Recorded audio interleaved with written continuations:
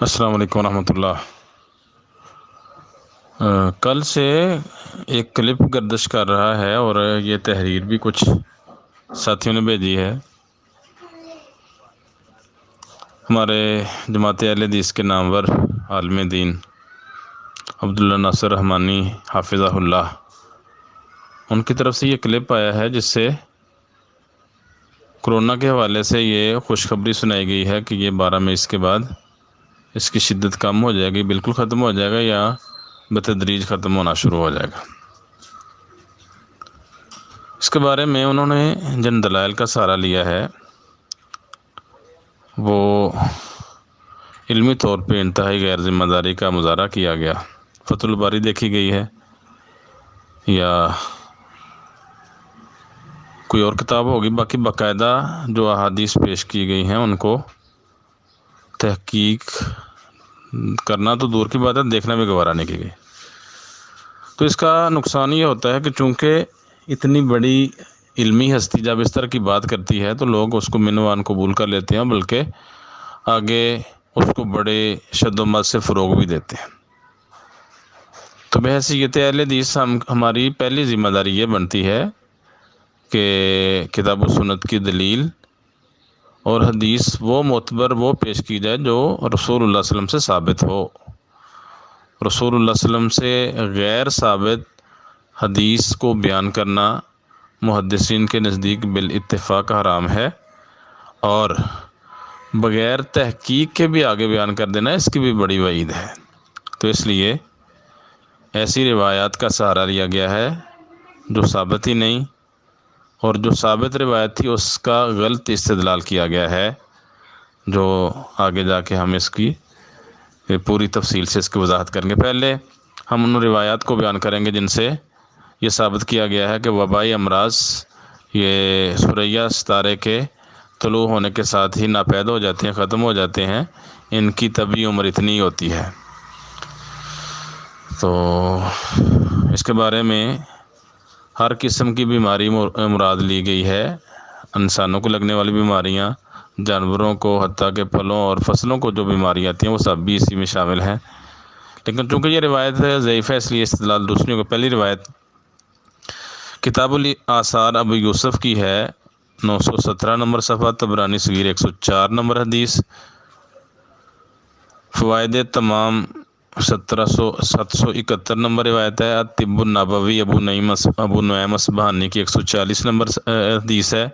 العظمۃ lobby الشیخ الاصبہانی، چوتھی جلد 1220 number صفحہ ہے۔ سلسلۃ الاحادیث الضعیفہ علامہ البانی کی کتاب ہے، اس میں 397 نمبر روایت کے تحت انہوں نے اس کو ضعیف قرار دیا ہے۔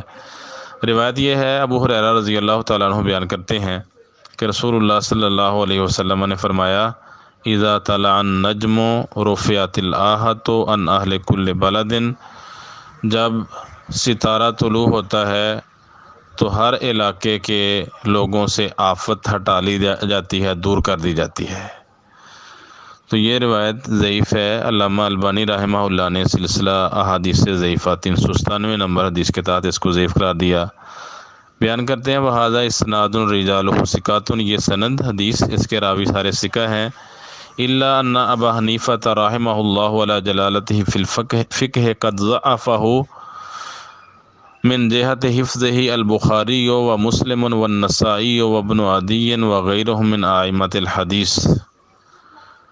اس کے راوی سارے ثقہ ہیں سوائے ابو حنیفہ رحمہ اللہ کے، یہ اپنی جلالت فقہ میں اپنی جلالت کے باوجود ان کے حفظ کی وجہ سے، سوء حفظ کی وجہ سے امام بخاری، امام مسلم، نسائی، ابن عدی اور دیگر محدثین نے انہیں ضعیف قرار دیا ہے۔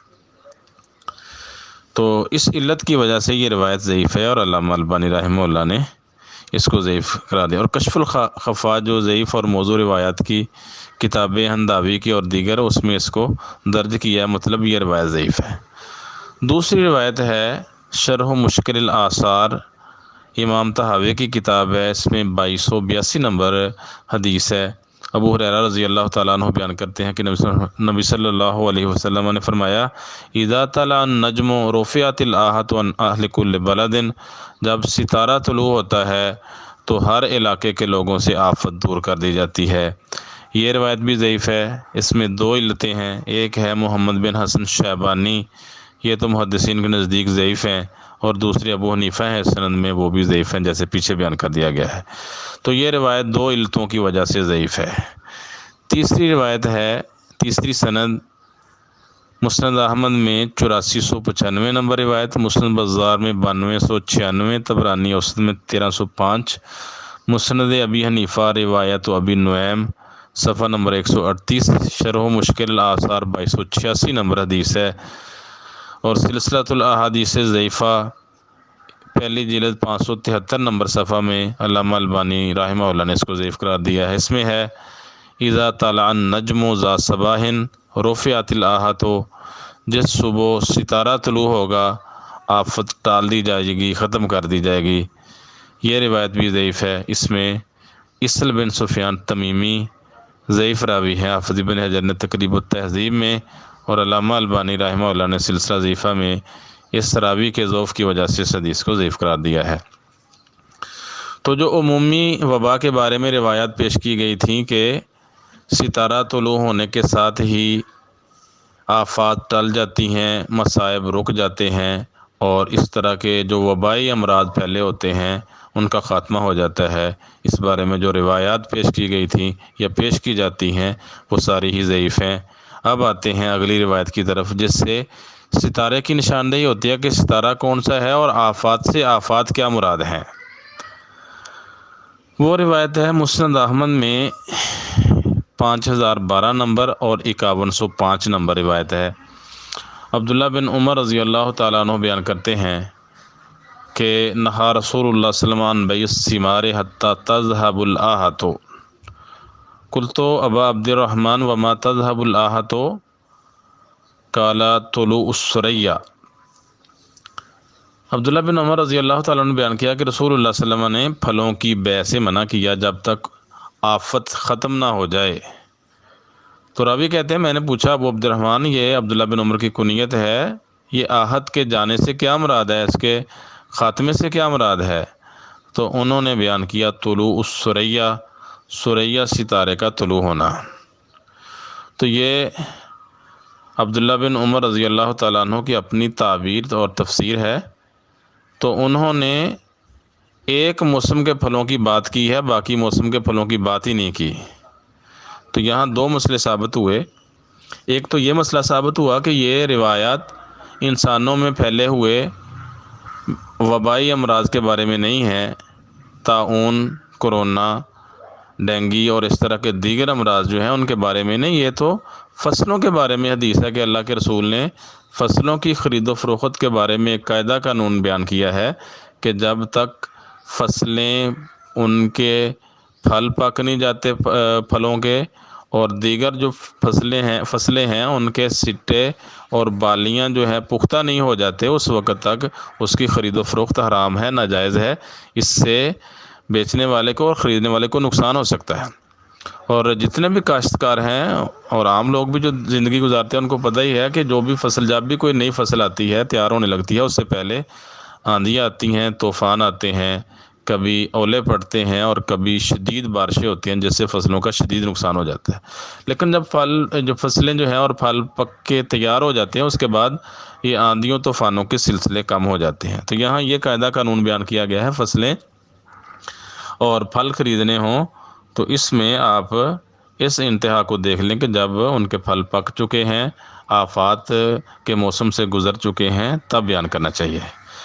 دوسرا مسئلہ یہ بیان ہوا کہ ایک سیزن کی فصلیں جو ہیں وہ ثریہ ستارے کے طلوع ہونے کے وقت کچھ فصلوں کی آفات ٹلتی ہیں، ساری فصلوں کے بارے میں یہ قاعدہ قانون نہیں ہے۔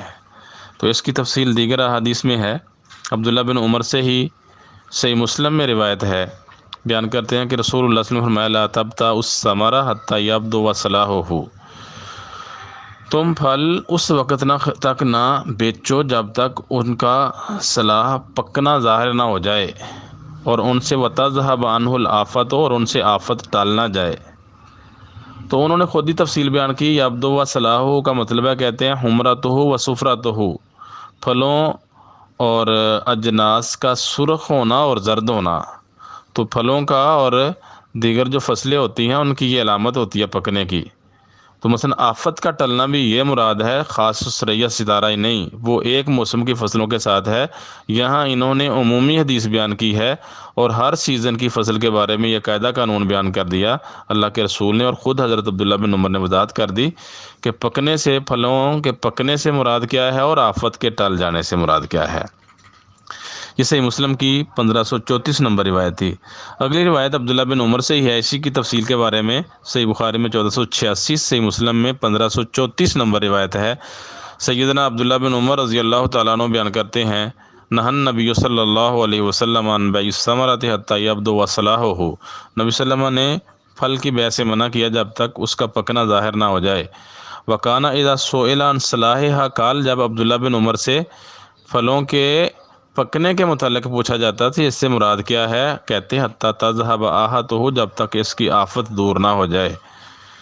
تیسری حدیث عبداللہ بن عمر سے ہی اس کی تشریح بیان کرتے ہیں، صحیح مسلم میں 1535 نمبر روایت ہے، جامع ترمذی میں 1227 بیان کرتے ہیں کہ رسول اللہ صلی اللہ علیہ وسلم نے کھجور کی بیع سے منع کیا جب تک یضحوا، وہ پک نہ جائے، وہ عن السنبلے، اور بالی میں جو فصلیں ہوتی ہیں سٹے وغیرہ میں، گندم، جو اور دیگر فصلیں، ان کے بارے میں ان کی بیع سے منع کر دیا جب تک وہ سفید نہ ہو جائیں۔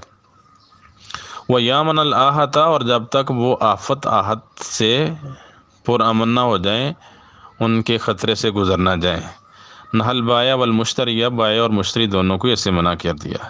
تو اس میں وضاحت آ گئی کہ صرف سریا ستارہ نہیں، مقصد یہ ہے فصلوں کے جب اس مرحلے پہ آ جائیں تو اس وقت ان کی خرید و فروخت ہوگی، اس سے پہلے خرید و فروخت نہیں ہوگی۔ اگلی روایت دوسرے صحابی ہیں جابر بن عبداللہ، وہ بھی اس کی تفصیل بیان کرتے ہیں، کہتے ہیں نہن نبی صلی اللہ علیہ وسلم ان تباع الثمرۃ حتی تشکھا، نبی صلی اللہ علیہ وسلم نے پھلوں کی فصلوں کی بیع سے منع کیا جب تک ان کا چھلکا پکا نہ ہو جائے۔ قیلا وما تشکھہ، یہ تشکھہ کا کیا مطلب ہے، کہا تحمار وتصفر ویؤکل منہا، جب تک پھل اور فصلیں سرخ اور زرد نہ ہو جائیں اور کھانے کے قابل نہ ہو جائیں، اس وقت تک تم ان کی خرید و فروخت نہیں کر سکتے۔ تو آفات کے ٹلنے سے یہ مراد ہے، یہاں 12 مئی مراد نہیں، ہر سیزن کی فصلوں کے بارے میں یہ قاعدہ اور قانون بیان کر دیا ہے۔ اسی طرح سیدنا انس بن رضی اللہ تعالیٰ عنہ سے بھی یہی فصلوں کے پھلوں کے پکنے سے پہلے خرید و فروخت سے منع کرنے کے بارے میں پوچھا گیا کہ اس کا پکنا کیا ہے اور اس کا پختہ ہونا کیا ہے، تو کہا یحمارو اور یصفارو، پھل سرخ ہو جائیں یا زرد ہو جائیں اس کے بعد آپ خرید و فروخت کر سکتے ہیں۔ مطلب یہ جو آفات کے ٹلنے کا بیان ہے اور سریا ستارے کا طلوع ہونا، اس سے مقصد پھلوں اور فصلوں کی بیع ہے، انسانی امراض یا وبائی امراض جو انسانوں میں پھیلتے ہیں یا جانوروں میں پھیلتے ہیں وہ مقصود نہیں ہیں۔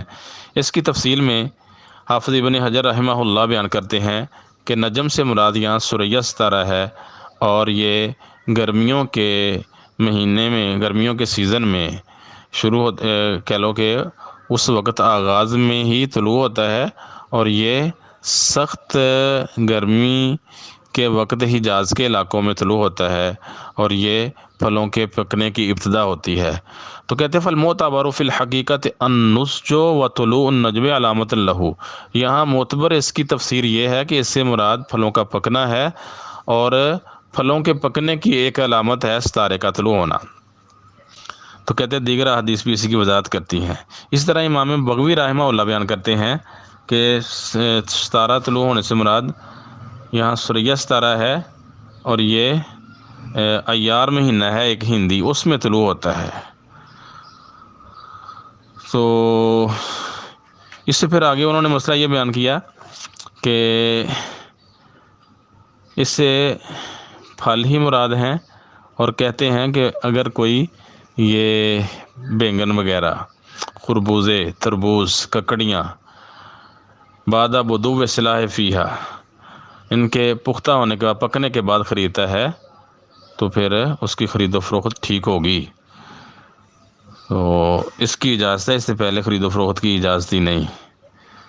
آگے امام طحاوی رحمہ اللہ بیان کرتے ہیں شرح و مشکل الآثار میں کہ یہاں ستارے سے کون سی مراد ہے؟ کہتے ہیں یہاں ستارے سے مراد ہے ثریا ستارہ، تو یہ مصری حساب سے سال کے مہینوں میں سے کسی مہینے میں طلوع ہوتا ہے، اور کہتے ہیں یہ مہینہ ہم نے تحقیق کی تو اس کو بشنس، یہ ایک عبرانی مہینہ ہے جو مئی اور جون کے درمیان میں آتا ہے، شروع ہوتا ہے، تو اس مہینے میں ثریا ستارہ طلوع ہوتا ہے۔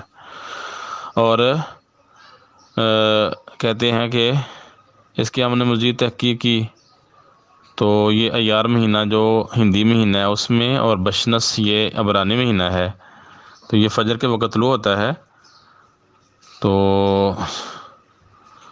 کہتے ہیں اسی مہینے میں یہ پھل جو ہیں یہ آفات سے بچتے ہیں، تو اس وقت خرید و فروخت ان کی ٹھیک ہے۔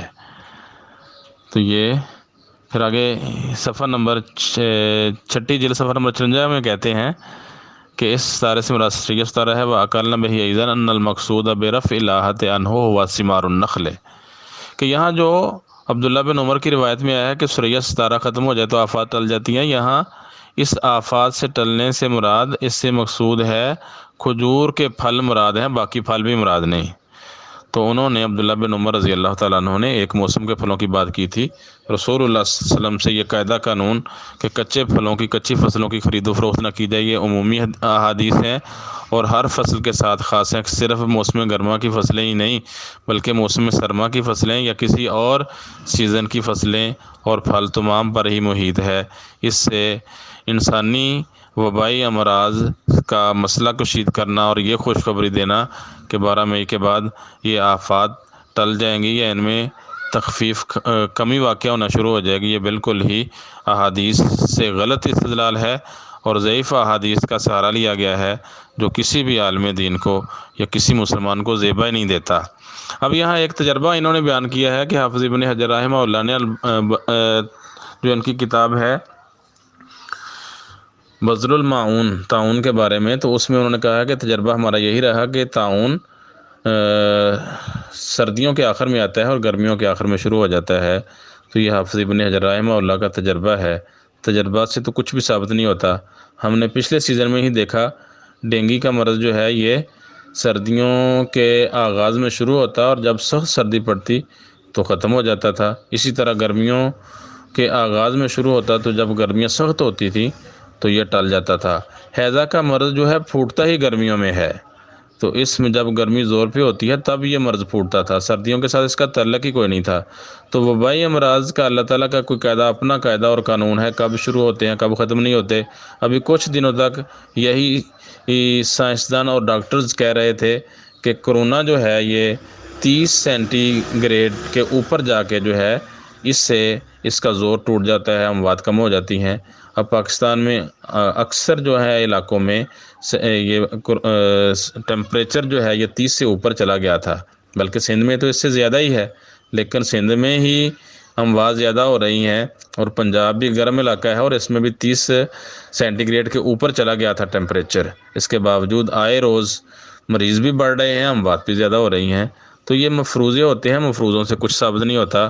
ہمیں کچھ ثابت کرنے کے لیے شرعی دلائل درکار ہیں، اور وہ ایسی احادیث جو رسول اللہ صلی اللہ علیہ وسلم سے صحیح ثابت ہوں۔ سنی سنائی باتیں آگے پیش کر دینا اور بغیر تحقیق کے روایات کو بیان کرنا ہمارا بہت بڑا المیہ ہے، تو امید ہے اس بارے میں سوچا جائے گا اور اپنی آراء میں نظر ثانی کی جائے گی۔ السلام علیکم۔ بہترین صدقہ جاریہ حاصل کرنے کے لیے اس ویڈیو کو لائک، کمنٹ اور شیئر کرنا مت بھولیں۔